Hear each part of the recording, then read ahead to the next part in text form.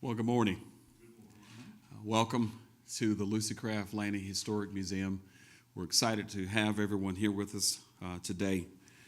I want to formally endorse my friend and who I believe to be our next president, Mike Bloomberg. When you look at the tone in Washington and understand how toxic it is and the fact that it's spreading across the country, Mike Bloomberg is a refreshing leader, a unifier, who understands that we have more in common than what divides us. Mike Bloomberg is a leader who is not afraid of tough issues and challenging conversations. He has worked tirelessly to create coalitions and build bridges to establish lasting, common-sense solutions that work. That's what we need in local, state, and federal government. We need a strong, proven leader in the White House, and that's why I support Mike Bloomberg.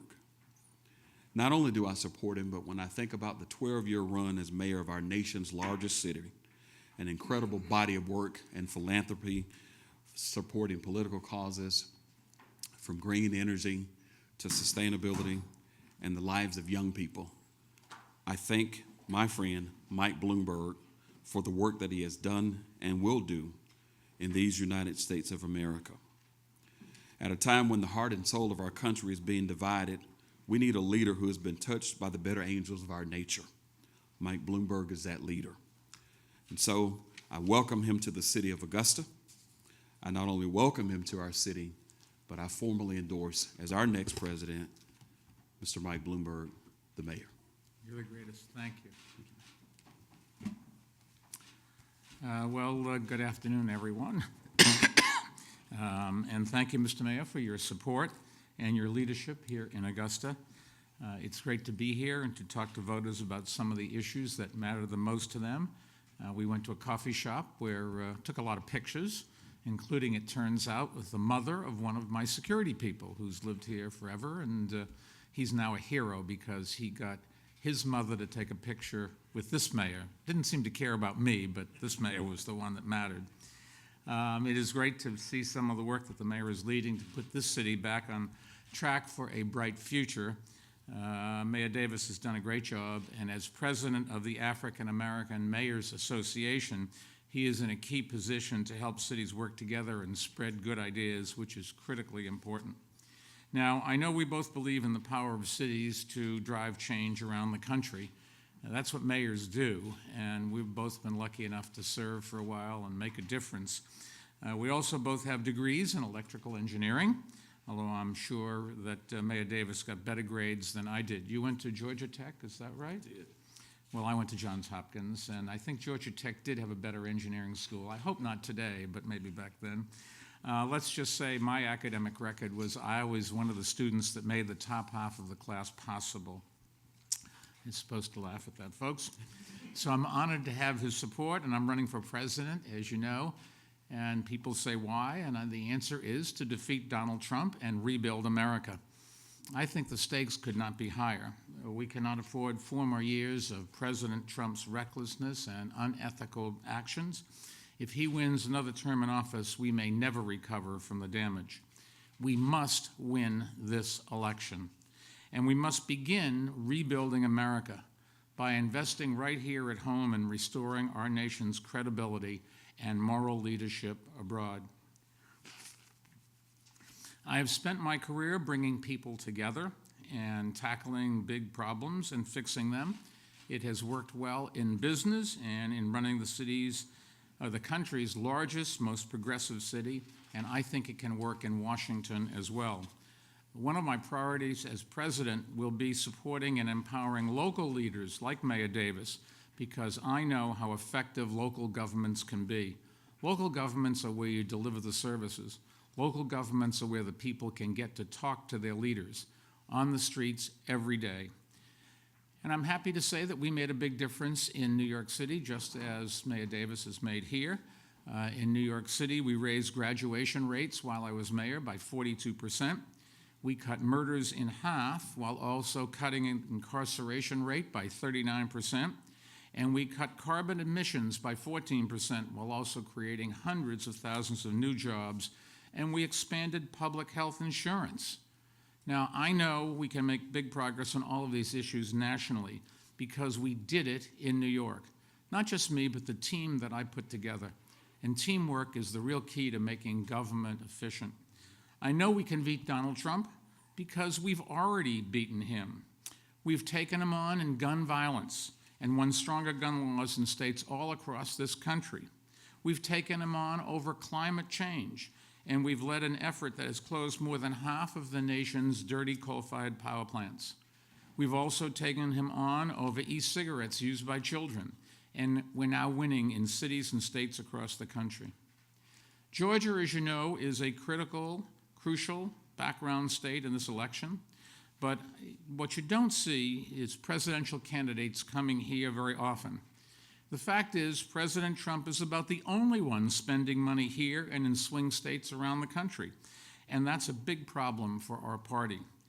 Democrats actually have a great chance to win Georgia and to turn it from red to blue for the first time in a generation, if we nominate someone who makes winning here a priority, and if we nominate someone who builds the kind of broad coalition that is needed to win in Georgia and other crucial states.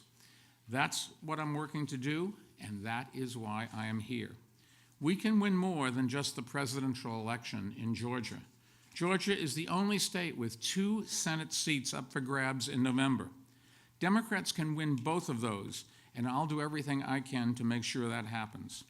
I was glad to support Stacey Abrams' campaign last year and to support her new efforts to register voters in battleground states, including here in Georgia.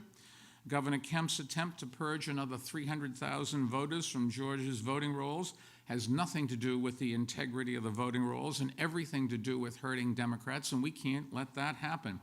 We have to fight back. And if I'm the nominee, we'll have a fully funded effort to support Georgia Democrats up and down the ticket so we can flip this state from red to blue, just as we did in Virginia. I supported, as you know, last year, 21 winning candidates in the midterms. One of them was Lucy McBath, who won Georgia's 6th congressional district outside of Atlanta. I got to know Lucy through an organization I helped to found called Every Town for Gun Safety. For those of you who don't know Lucy's story, her son Jordan was shot and killed back in 2012 by someone who thought that her son was playing his music too loud.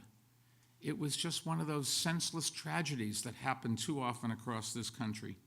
Lucy, rather than just sitting back, decided to make sure that other parents didn't have to experience what she did. So she decided to do something about it. And we need to elect more leaders like her in Congress. Yesterday, I was in Aurora, Colorado, to speak with survivors of gun violence there who are fighting for smarter gun laws.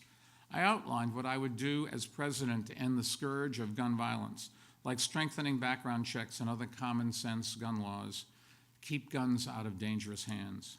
In the weeks ahead, I'll outline my plans on other key issues, including creating good jobs and fighting climate change.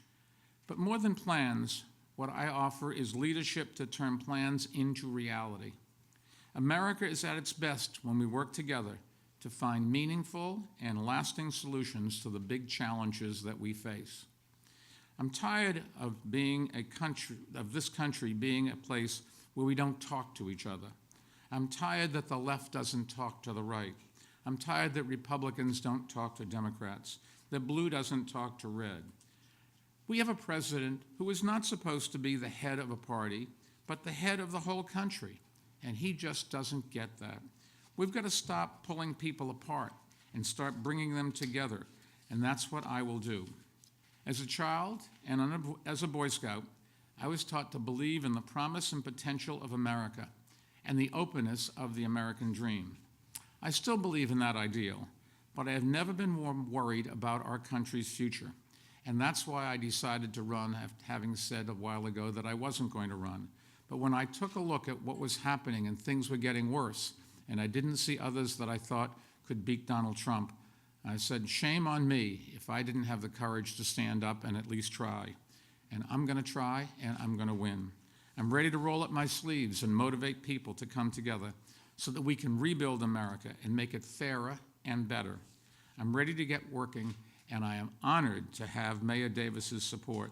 So thank you all very much, Mr. Mayor. I am indebted to you. You have I think made the right decision, but in any case, I'm happy, and my daughters will be happy, and I hope a lot of people will be happy. Your endorsement really means something. You know what it takes to make this a better country and a better world, and I'm honored that you think I can be part of it, so thank you very much. Absolutely, man.